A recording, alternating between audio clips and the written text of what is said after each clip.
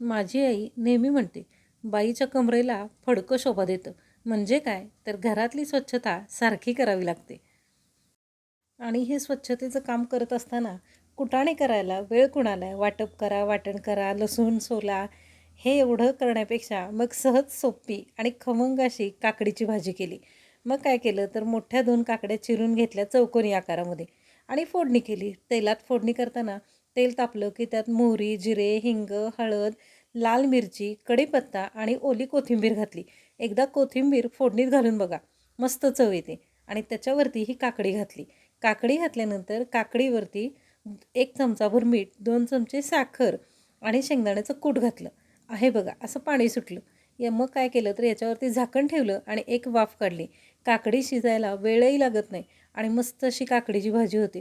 तुम्ही कधी केली नसेल ना, तर करून बघा आणि हो, पेज फॉलो करा.